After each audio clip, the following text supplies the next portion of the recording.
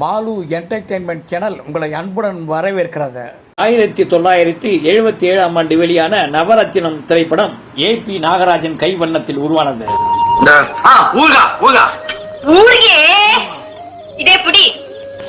77ஆம் ஆண்டு வண்ணத்தில் வெளியான இன்று போல் என்று வாழ்க திரைப்படம் ஒரு வெற்றி படமாக அமைந்தது. நான் செஞ்சது ரொம்ப தப்பு இன்ஸ்பெக்டர் சார், இவரை எந்த தப்பு பண்ணல, லீடர்களை விட்டுடுங்க. இதே ஆண்டு வண்ணத்தில் வெளியான மீனவ நண்பன் திரைப்படமும் வசூல் வேட்டை ஆடியது.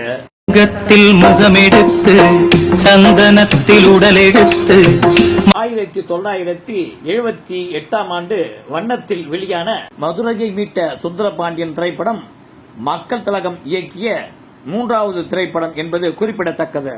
என் கண்களை ஒத்துக்கொள்ள வேண்டிய இந்த கரங்கள் என்னை கைகூப்பலாமா?